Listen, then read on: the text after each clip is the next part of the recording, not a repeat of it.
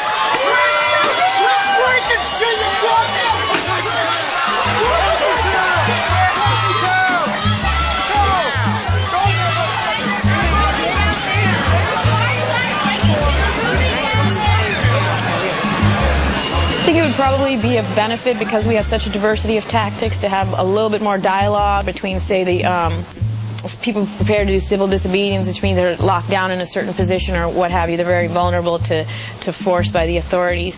So you can't put them in danger by choosing a tactic that's going to bring down the wrath of the state on people who sort of put themselves in a high-risk situation. So for that reason, there needs to be a little bit more awareness of who might be doing what.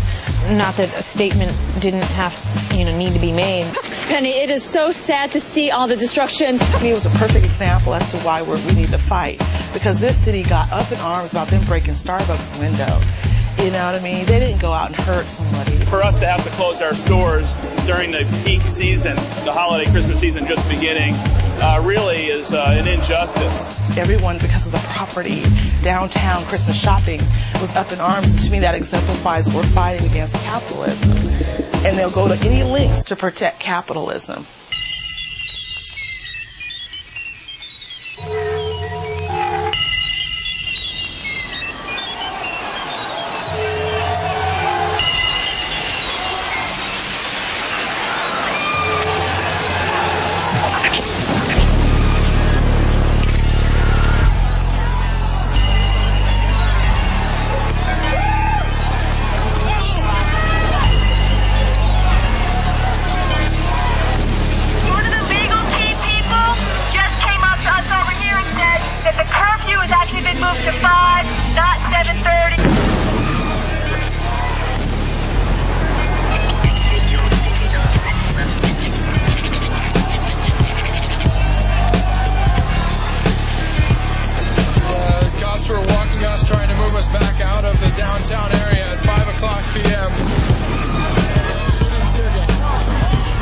It's just been a really unbelievable display of unruliness and a very difficult day for police. And I think our officers are exercising remarkable restraint.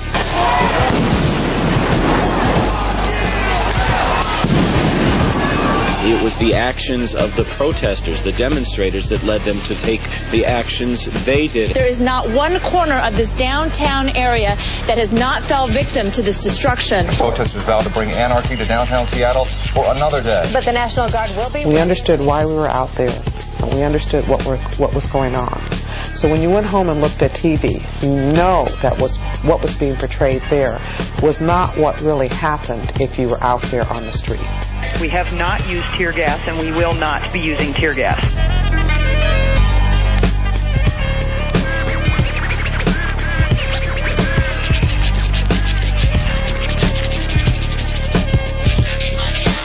Labor leaders make the decision to steer their march out of downtown, trying to keep their parade nonviolent. They characterized the Labor March as the peaceful march, and then everybody else got lumped in with the violence or the other stuff they were so up in arms about. Extremely tense situation in downtown Seattle. Violent protesters. Threatening demonstrations. And the way they characterize youth really hurts. When they saw black youth in the streets during WTO, they called them gang members.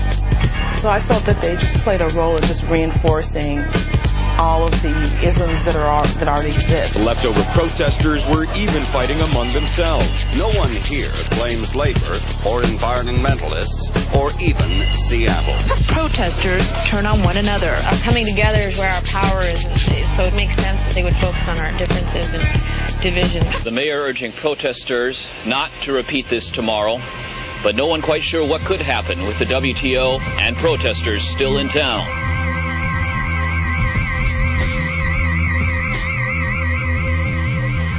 While corporations build empires across borders, we are fenced in. We are taught to fear each other, and isolation leaves us powerless.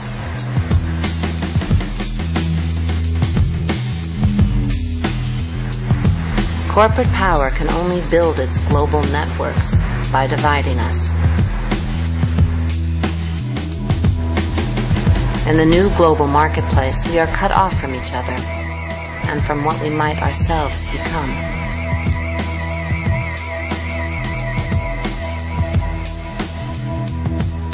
We shut down the World Trade Organization yesterday. We're going to keep it shut down to the best of our abilities, acting non-violently and directly. And we're not going to be intimidated by rubber bullets, by wooden bullets, by tear gas, by martial law. There was so much fear coming out of Tuesday. I mean, we had been shot at, we had been gassed, people had been beaten and shot. You know, people didn't expect that going into Tuesday, and people had to recommit themselves and reaffirm their position. That night we ended up meeting up on the corner of Broadway and John and decided about what we were going to do the next day. The next day we'd meet up at 6:30 at Denny Park, and then we'd try to take back the city.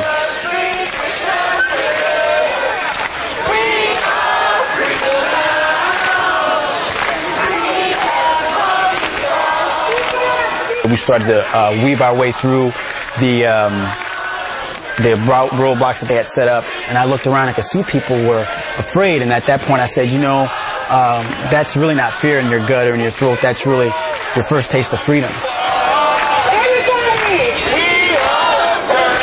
People were coming out of nowhere. I mean, it was like a scene from that Michael Jackson video Thriller. People were like coming out of manholes, people were coming out of cars. So we went from like 50 people to like 100 people to like 150 people to like 300 people, and then just the numbers just kept growing. I don't know where all these people came from, and I think the cops were totally surprised by that.